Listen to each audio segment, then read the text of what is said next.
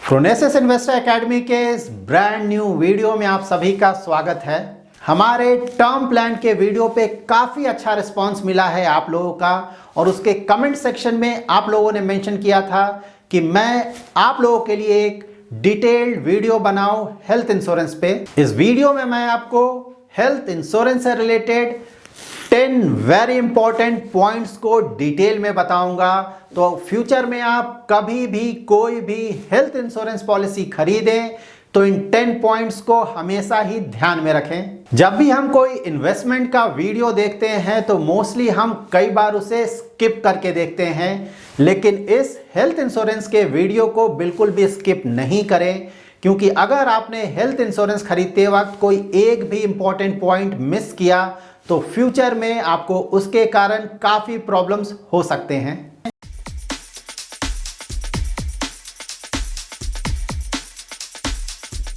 Health insurance से related top 10 points का हमारा नंबर 1 पॉइंट है claim settlement ratio. Claim settlement ratio जितना ज्यादा होगा उतना अच्छा माना जाएगा, लेकिन ऑन एन एवरेज अगर किसी कंपनी का क्लेम सेटलमेंट रेशियो अबाउट 95% या उससे ज्यादा है तो उसे अच्छा माना जाएगा। सेकंड पॉइंट है क्लेम प्रोसेस। इसमें आप ये देखेंगे कि हेल्थ इंश्योरेंस कंपनी कितने सारे हॉस्पिटल के साथ इम्पैनल्ड है for cashless claims, end of course वो कंपनी जितना ज्यादा हॉस्पिटल के साथ इम्पैनल्ड है फॉर कैशलेस क्लेम उतना अच्छा माना जाएगा। सो रफली अगर कोई हेल्थ इंश्योरेंस कंपनी 8000 या उससे ज्यादा हॉस्पिटल के साथ इम्पैनल्ड है फॉर कैशलेस क्लेम तो उसे अच्छा माना जाएगा। अब जब भी किसी भी हेल्थ इंश्योरेंस कंपनी का कोई पॉलिसी खरीदें तो आप ये जरूर चेक करें कि आप जिस भी सिटी में रह रहे हैं उस सिटी के ज्यादातर मेजर हॉस्पिटल्स उस कंपनी के साथ कैशलेस क्लेम के लिए इम्पैनल्ड है या नहीं। ये डिटेल्स आप उस कंपनी के वेबसाइट से इजीली चेक कर सकते हैं।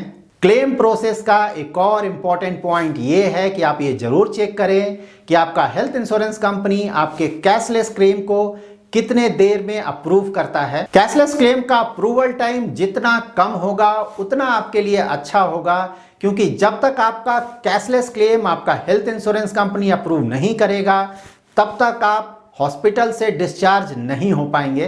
तो अगर कोई कंपनी आपके कैशलेस क्लेम को 1 या 2 घंटे में अप्रूव करती है तो उसे अच्छा माना जाएगा। हेल्थ इंश्योरेंस पॉलिसी खरीदते वक्त तीसरी बात आप ये ध्यान में रख सकते हैं कि आपका health insurance policy automatic restoration of sum assured का बेनिफिट प्रोवाइड कर रहा है या नहीं। Automatic restoration of sum assured का मतलब ये हुआ कि सपोज मैंने 5 लाख का फैमिली फ्लोटर लिया है और अगर मुझे कोई डिजीज होता है जिसके कारण मैंने एक कंप्लीट 5 लाख क्लेम कर लिया है, तो अगर सेम ईयर में मुझे या मेरे फैमिली मेंबर्स को फिर से कोई प्रॉब्लम होता है तो क्या फिर से मैं ये 5 लाख क्लेम कर सकता हूं या नहीं। इंडिया में काफी कम कंपनीज ऐसे हैं जो कि ऑटोमेटिक रिस्टोरेशन का बेनिफिट प्रोवाइड करते हैं। अगर कोई हेल्थ इंश्योरेंस कंपनी इस बेनिफिट को प्रोवाइड कर रहा है तो उस बेनिफिट को आप सही से जरूर समझ लें, क्योंकि ये बेनिफिट कई तरीके का हो सकता है और इसमें कुछ लिमिटेशंस भी हो सकते हैं। ऑटोमेटिक रिस्टोरेशन बेनिफिट को स्टडी करते वक्त आप इन 3 चीजों का जरूर ध्यान रखें। नंबर 1, किसी भी एक साल में ये बेनिफिट हमें अनलिमिटेड मिलेगा या इस पे किसी भी तरह का कोई रिस्ट्रिक्शन होगा। सेकंड पॉइंट, सपोज किसी के पास 5 लाख का हेल्थ कवर है और उस पर्सन को हार्ट अटैक आता है जिसके कारण वो 5 लाख का हेल्थ कवर कंप्लीटली क्लेम कर लेता है और उसके कुछ दिनों के बाद अगेन उस पर्सन को फिर से हार्ट अटैक आता है, दैट इज सेम डिजीज होता है, तो क्या इस केस में ये ऑटोमेटिक रिस्टोरेशन फैसिलिटी का बेनिफिट इस पर्सन को मिलेगा या नहीं। थर्ड पॉइंट, ये रिस्टोरेशन बेनिफिट कोई भी क्लेम करने के बाद इमीडिएटली रिस्टोर हो जाएगा या फिर कुछ दिनों के बाद रिस्टोर होगा। सपोज किसी को कोई प्रॉब्लम होता है और उसने कंप्लीट सम एश्योर्ड क्लेम कर लिया है और 1 महीने के अंदर फिर से उसे सेम प्रॉब्लम होता है, तो क्या इस केस में ये रिस्टोरेशन बेनिफिट उस पर्सन को मिलेगा या नहीं। हेल्थ इंश्योरेंस पॉलिसी खरीदते वक्त फोर्थ पॉइंट हमें यह ध्यान में रखना चाहिए कि इस पॉलिसी में क्या को पेमेंट का कोई क्लॉज है और साथ ही इस पॉलिसी में रूम रेंट पे कोई कैपिंग है या नहीं।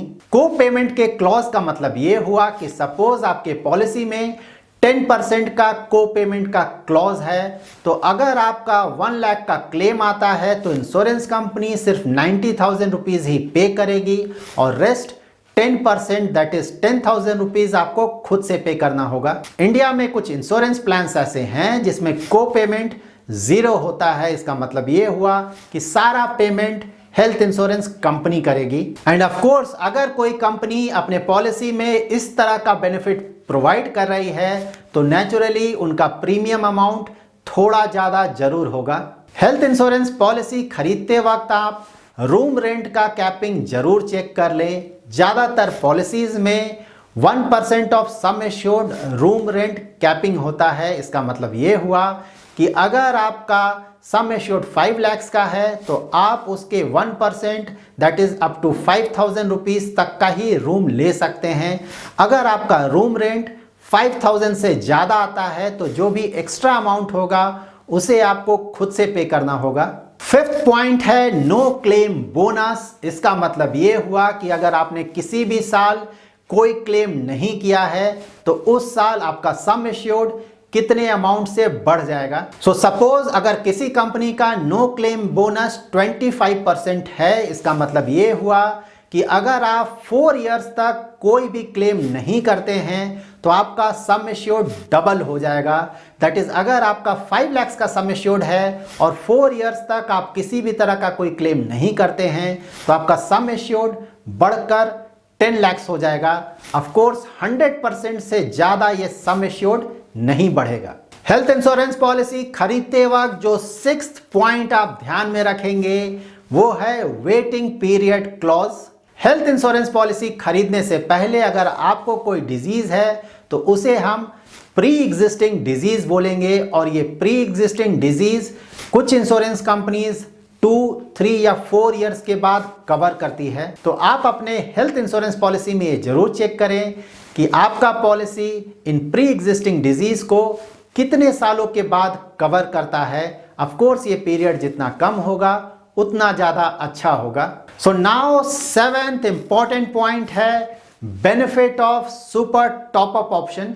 सपोज आपके पास ऑलरेडी 10 लाख का कवर है और आप इस कवर को बढ़ाना चाहते हैं तो आप सुपर टॉप अप ऑप्शन का यूज कर सकते हैं। सुपर टॉप अप का मतलब यह हुआ कि सपोज किसी ने 10 लाख का इंश्योरेंस लिया है और उसके ऊपर 15 लाख का सुपर टॉप अप लिया है। यहां पर जो 10 लाख का कवर है उसे हम डिडक्टेबल बोलते हैं। इसका मतलब यह हुआ कि अगर कोई क्लेम आता है तो सबसे पहले इस 10 लाख अमाउंट से ही उस क्लेम को पूरा किया जाएगा और जब क्लेम अमाउंट 10 लाख से ज़्यादा होगा तब आपका super top up policy activate होगा। और सपोज ये क्लेम अमाउंट 20 लाख आता है तो 10 लाख रुपीज़ आपके बेस पॉलिसी से पे होगा और रेस्ट 10 लाख रुपीज़ आपके सुपर टॉप अप के पॉलिसी से पे आउट होगा। 8th इंपॉर्टेंट पॉइंट है आप खुद के लिए और अपने फैमिली के लिए सफिशिएंट हेल्थ कवर जरूर खरीदें क्योंकि मेडिकल एक्सपेंसेस ऑलरेडी काफ़ी ज़्यादा हैं और फ्यूचर में ये और भी ज़्यादा हो जाएगा। अगर आपके एम्प्लॉयर ने ऑलरेडी आपको एक हेल्थ कवर दिया है फिर भी आप ट्राई करें कि एक और हेल्थ कवर जरूर खरीदें। इसके 3 रीजंस हैं। फर्स्ट है जब आप जॉब चेंज करेंगे तो एम्प्लॉयर का कवर आपके लिए नहीं होगा। सेकंड है जब आप रिटायर होंगे तो उस समय भी एम्प्लॉयर का कवर आपके लिए नहीं होगा। थर्ड है अगर आपके एम्प्लॉयर ने जो पॉलिसी प्रोवाइड किया है वो सफिशिएंट नहीं है, इन दैट केस ऑल्सो आपको अलग से एक हेल्थ इंश्योरेंस पॉलिसी जरूर लेना चाहिए। सो नाउ हमें कितना हेल्थ कवर लेना चाहिए तो ऑफ कोर्स ये पर्सन टू पर्सन वेरी करेगा बट एटलीस्ट 5 to 10 लाख का कवर जरूर लेना चाहिए हम सभी को और उसके ऊपर सुपर टॉपअप भी हम ले सकते हैं क्योंकि वहां पे प्रीमियम काफी कम आएगा। 9th पॉइंट है pre and post hospitalization coverage. इसका मतलब ये हुआ कि हॉस्पिटलाइजेशन से पहले और हॉस्पिटलाइजेशन के बाद हमारा जो मेडिकल एक्सपेंसेस आएगा उसे हमारा हेल्थ इंश्योरेंस पॉलिसी कवर करेगा या नहीं। जनरली कंपनीज 30, 60 या 90 डेज का कवर प्रोवाइड करती है तो आप अपने पॉलिसी में ये जरूर चेक कर लें कि आपका हेल्थ इंश्योरेंस पॉलिसी कितने दिनों का pre and post hospitalization coverage provide कर रही है। सो नाउ 10th पॉइंट में मैंने कुछ और इंपॉर्टेंट पॉइंट्स को इंक्लूड किया है जिसे हमें ध्यान में रखना चाहिए अपना पॉलिसी खरीदते वक्त। आप अपने पॉलिसी में ये चेक कर सकते हैं कि आपका policy free preventive health checkup facility provide करती है या नहीं, और अगर आप चाहते हैं कि आपका पॉलिसी मैटरनिटी एक्सपेंसेस भी कवर करे तो इंडिया में कुछ पॉलिसीज हैं जो कि मैटरनिटी एक्सपेंसेस को भी कवर करते हैं। मैटरनिटी एक्सपेंसेस में आप ये चेक कर लें कि वो कंपनी मैटरनिटी एक्सपेंसेस के लिए कितना पैसा पे करेगी, और साथ ही आप अपने पॉलिसी में ये भी चेक कर सकते हैं कि आपका पॉलिसी डे केयर के प्रोसीजर्स को कवर कर रहा है कि नहीं। डे केयर प्रोसीजर का मतलब ये हुआ कि सपोज किसी को डायलिसिस कराना है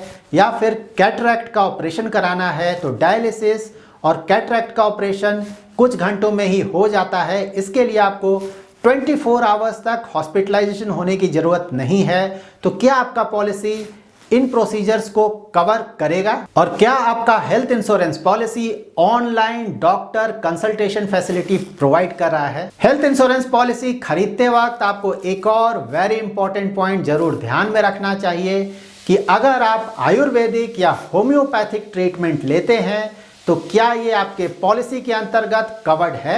so that's it in this video. अगर आपको ये वीडियो पसंद आया है तो जरूर लाइक एंड शेयर करें, और अगर अभी तक आपने हमारा YouTube चैनल सब्सक्राइब नहीं किया है तो जरूर सब्सक्राइब करें। Thanks lot for watching.